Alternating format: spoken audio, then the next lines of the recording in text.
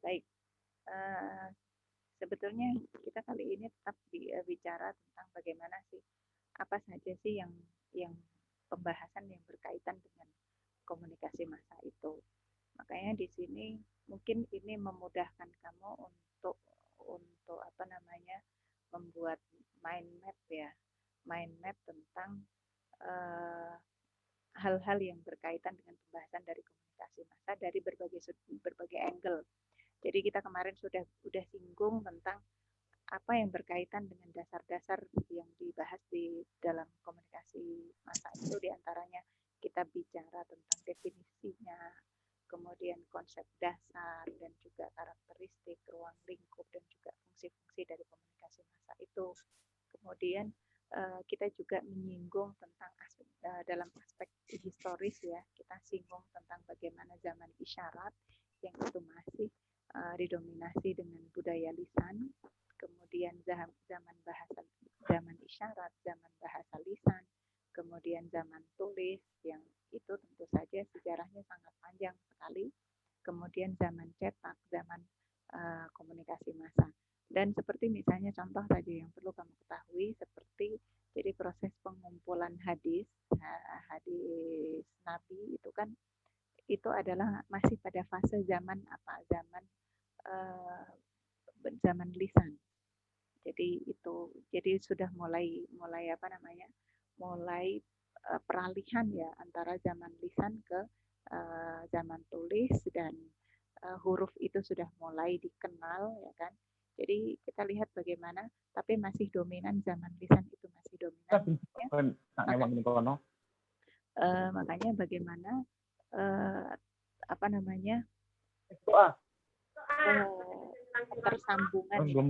ketersambungan riwayat itu penting karena waktu itu masih didominasi dengan zaman bahasa dan lisan.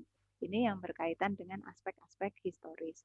Kemudian kita akan bicara sebetulnya yang berkaitan dengan ini. Jadi proses komunikasi massa yang kita akan bicara tentang diantaranya komponen, unsur-unsur, teori audiens, gatekeeper itu apa sih jenis-jenis. Makanya saya harapkan kamu bersabar dulu. Kalau misalnya kamu tanya ini semuanya, nanti kamu akan bingung. Kemudian kita juga yang berkaitan dengan pembahasan dalam komunikasi massa itu juga berkaitan dengan dimensi ekonomi, politik, sosial, dan budaya. Kita kemarin juga singgung diantaranya tentang media massa dan budaya ya dalam saat ini, yang itu bagaimana dalam dimensi ekonomi, politik, sosial, dan budaya ini bagaimana komunikasi, kita lihat tentang komunikasi antar budaya, komunikasi massa dan akulturasi, kemudian dalam ekonomi politik.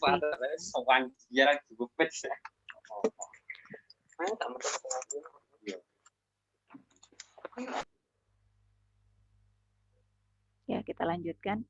Kemudian yang kaitannya dengan komunikasi massa, teori-teori.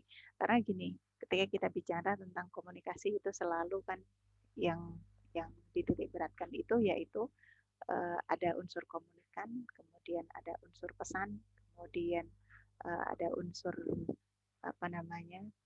Ada unsur sarana yang untuk menyampaikan pesan, kemudian audiens ya kan, halayak, dan juga kemudian unsur feedback dari pesan tersebut. Makanya itu teori-teori ini sebetulnya muncul dari sudut pandang komponen dari komunikasi itu sendiri sebetulnya. Makanya ada teori yang mungkin melihat dari sudut pandang audiens, ada teori yang melihat dari sudut pandang pesan itu sendiri, ada teori yang melihat dari sudut pandang sarana komunikasi itu sendiri.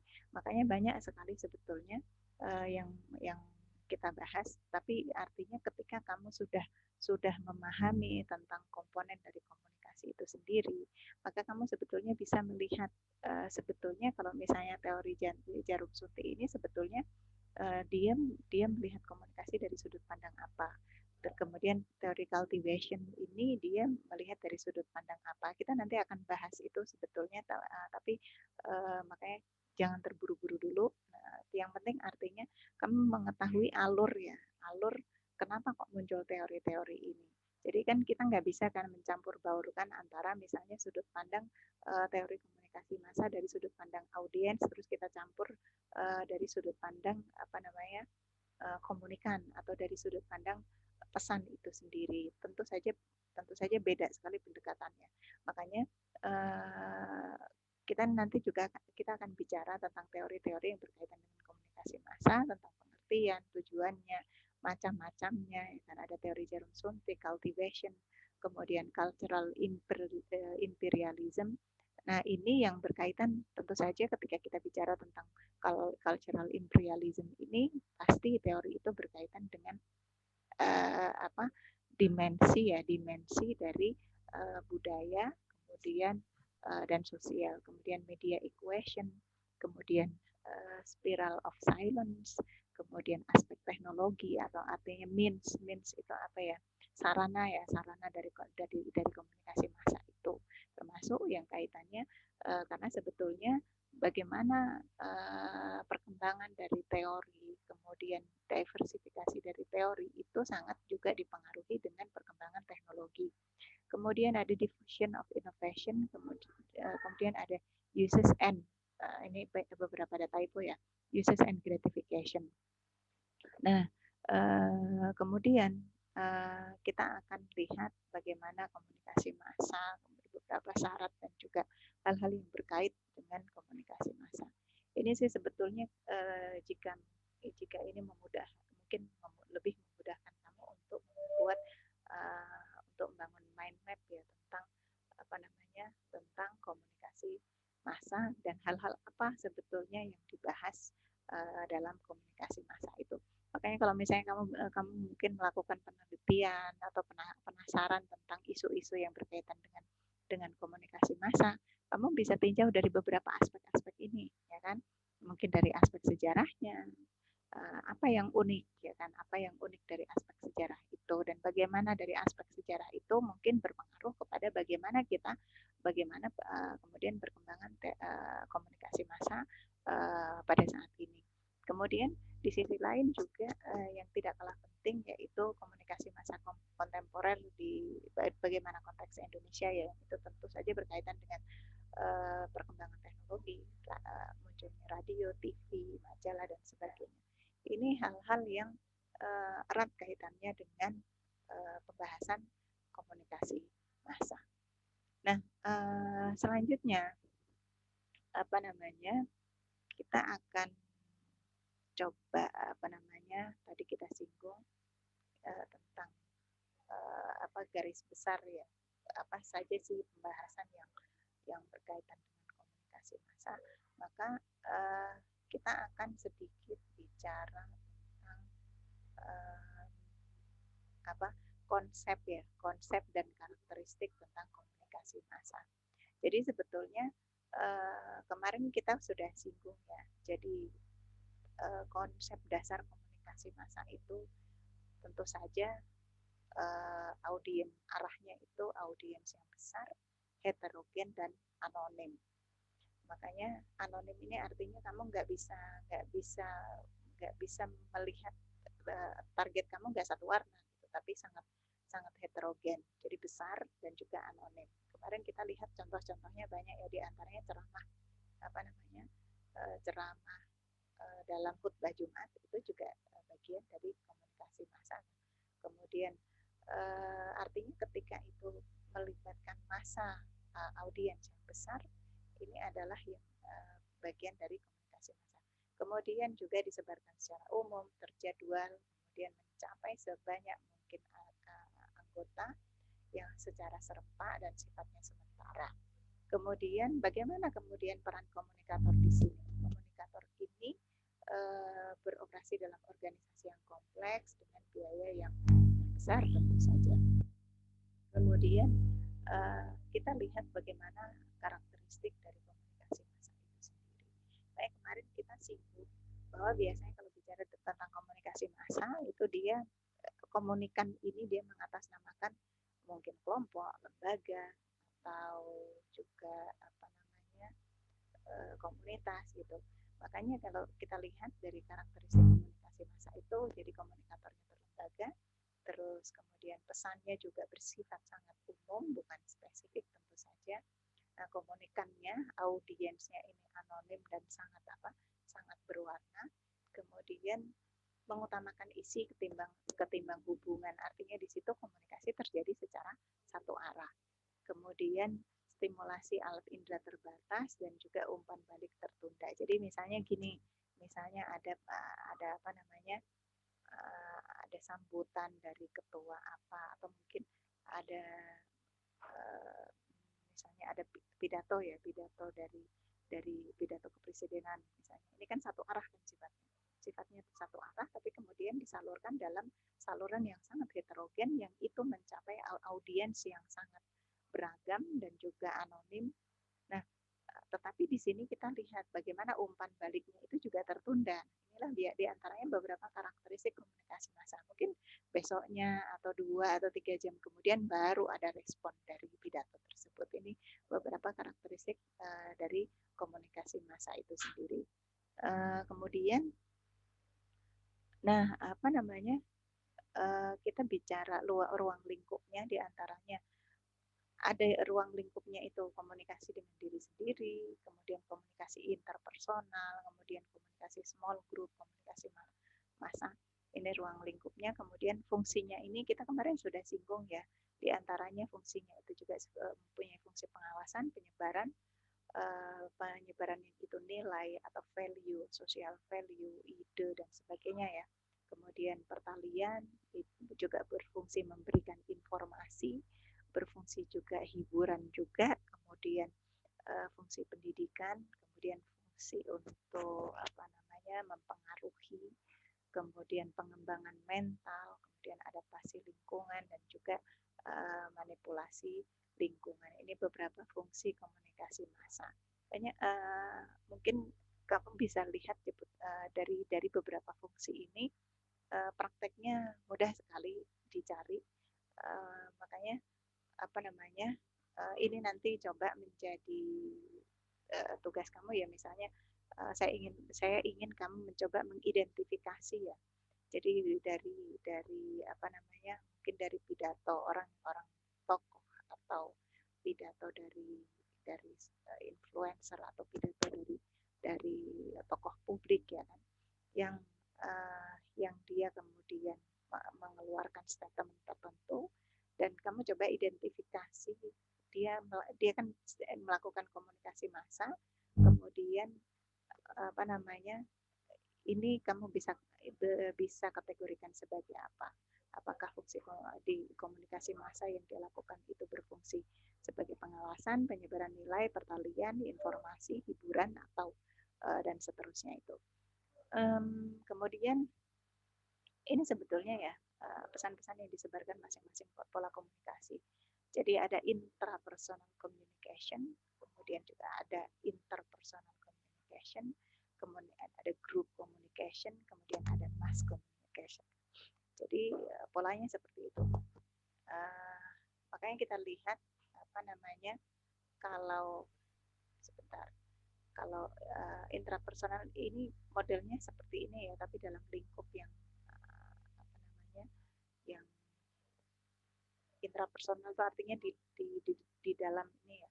Kemudian ketika dalam konteks interpersonal ini yang melibatkan individu-individu yang lebih luas lagi, kemudian group communication, kemudian mass communication yang artinya bagaimana halayak yang dicapai ini lebih luas, dan heterogenitasnya juga lebih luas. Nah, kemarin kita juga singgung tentang aspek historis. Mungkin kita kemarin tunjukkan beberapa gambar dengan proses komunikasi itu sendiri ya. Jadi komunikasi itu kan sebetulnya alat ya, alat untuk gimana kita, alat supaya orang lain memahami, apa keinginan kita, itu kan pasti lewat komunikasi. Makanya komunikasi itu juga di satu sisi juga tanda kehidupan. Artinya apa? Kalau misalnya kamu punya keinginan, pasti kan dikomunikasikan. Jadi perkembangan komunikasi itu tentu saja tidak akan ada kalau manusia itu tidak berkembang. Makanya komunikasi itu seiring dengan perkembangan manusia itu sendiri. Dan budaya itu pun juga sangat dipengaruhi dengan bagaimana komunikasi dan juga interaksi antar manusia itu sendiri, baik itu dalam lingkup interpersonal, interpersonal maupun kelompok dan juga massa.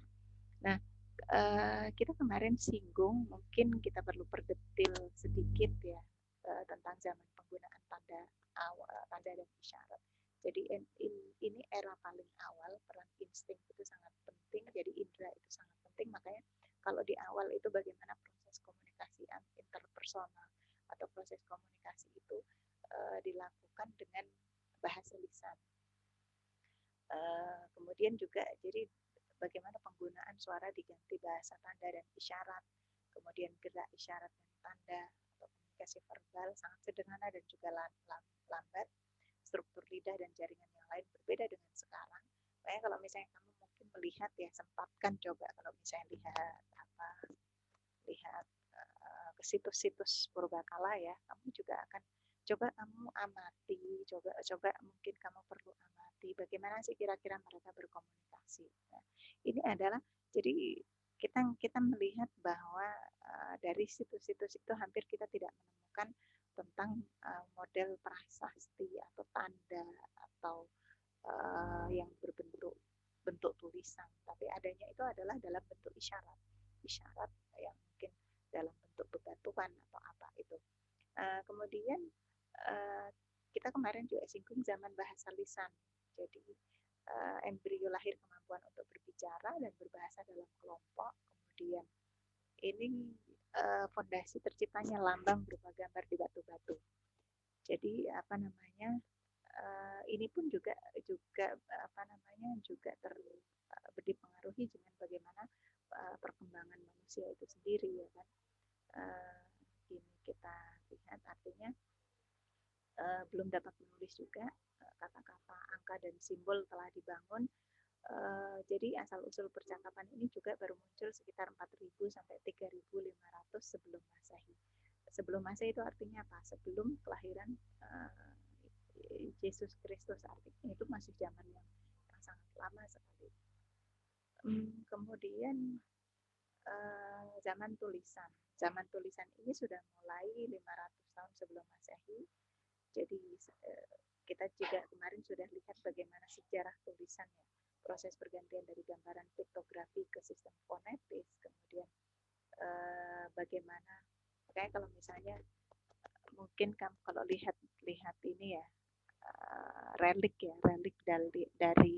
dari bangunan-bangunan kuno itu kan bagaimana cerita itu kan digambarkan dalam bentuk relik kan, dalam bentuk simbol. Nah, ini adalah era zaman tulisan dalam konteks yang sederhana. Makanya kalau misalnya ini ya, kadang kalau misalnya lihat seperti prasasti kuno itu tidak hanya prasasti yang terkait, tetapi juga relik-relik itu juga menceritakan bagaimana mereka mencoba untuk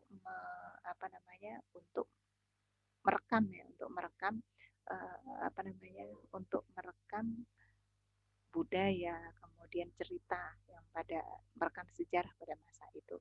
Jadi zaman tulisan ini merupakan proses awal dalam usaha manusia untuk merekam informasi yang itu dalam bentuk gambaran atau bentuk lukisan.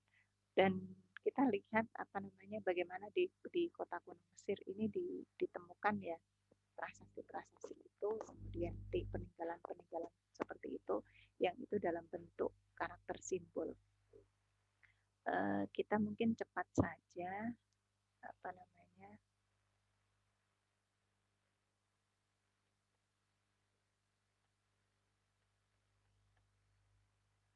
jadi kemudian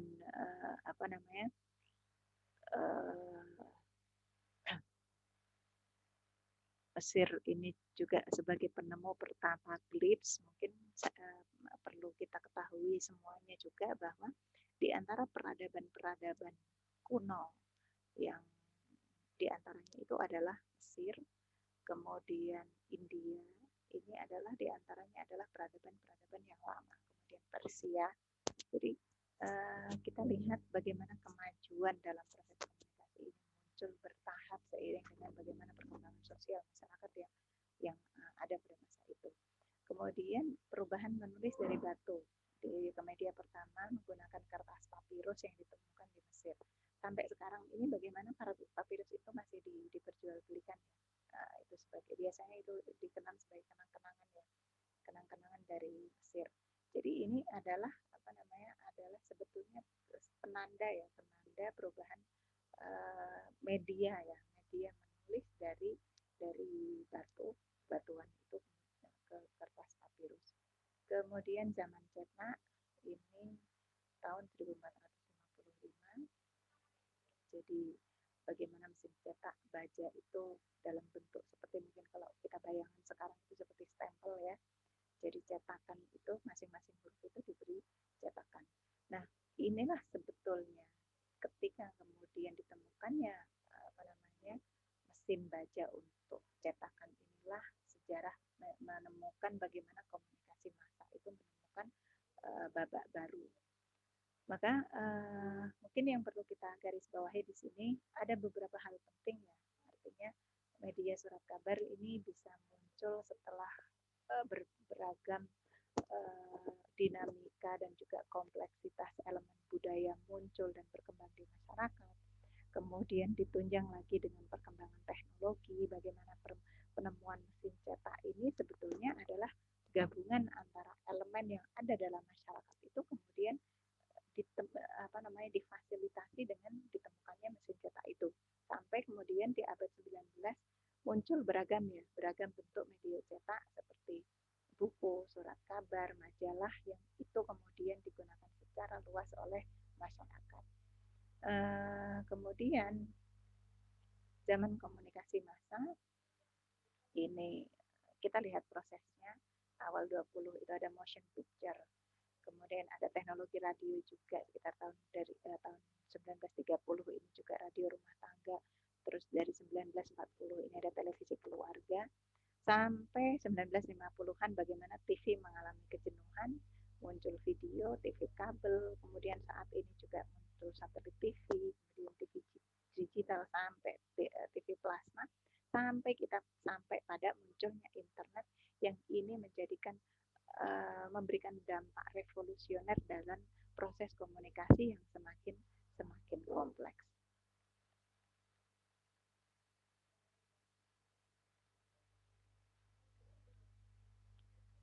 Makanya kita skip ini dulu. Makanya ini tadi kita singgung ke awal tadi ya.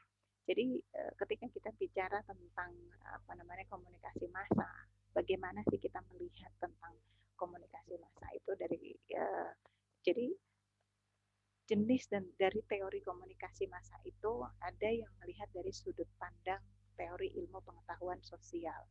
Jadi ini berdasarkan dengan pernyataan yang kaitannya sifat dasar cara kerja atau bagaimana pengaruh komunikasi massa itu dan cara kerja ini seperti apa, tapi dalam ranah sosial. Kemudian dengan teori normatif ini berkenan dengan masalah bagaimana seharusnya media. Artinya ini lebih berkaitan dengan etika ya, etika media. Normatif itu kan artinya norma ya, norma atau value ya, nilai ya. Yang ini erat kaitannya dengan bagaimana sih seharusnya media itu berperan, bagaimana sih seharusnya etika media itu menjadi menjadi agen perubahan menuju yang lebih baik. Jadi ini berkaitan dengan pembahasan yang berkaitan dengan gambaran ideal bagaimana selayaknya media itu berperan. Kemudian teori praktis ini menyuguhkan penuntun dengan tujuan media, cara kerja yang seirama dengan prinsip-prinsip yang sifatnya lebih abstrak. Jadi jadi gini, teori praktis ini lebih kepada melihat dari sudut pandang bagaimana sih tujuan media itu sendiri. Tetapi artinya ini sangat abstrak sekali. Jadi prinsip-prinsipnya ini lebih sangat abstrak dan itu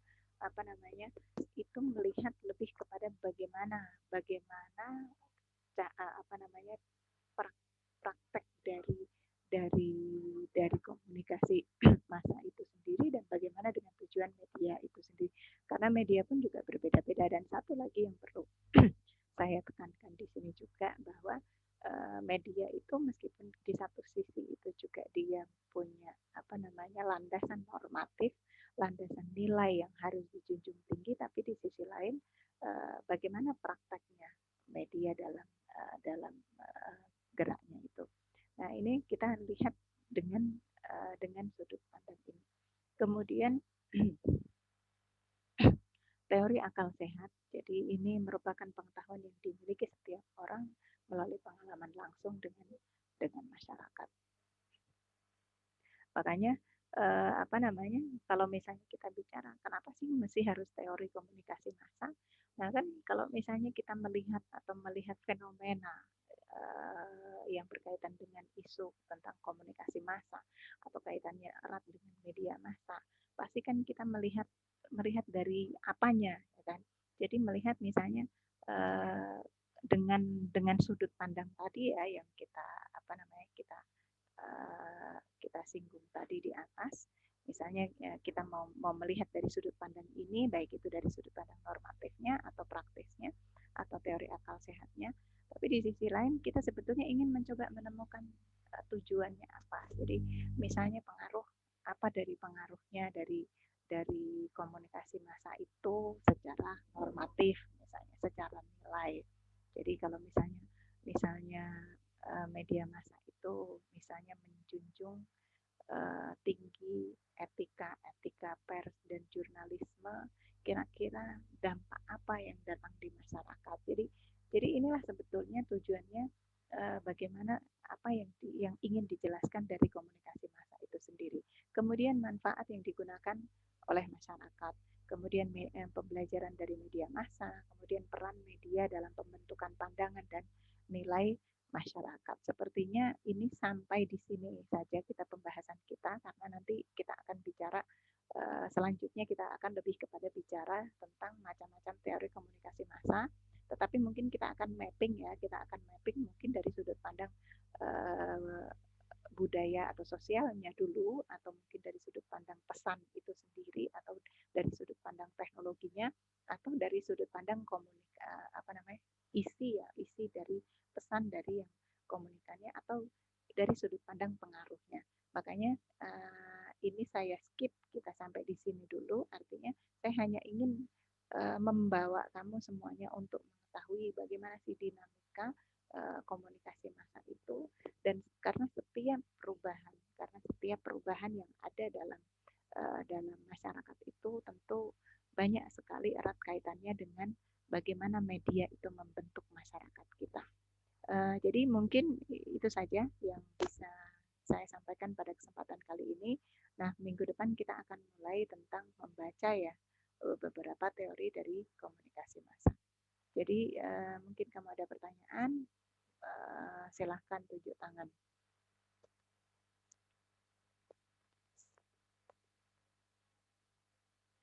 Ini bisa terdengar nggak suara saya?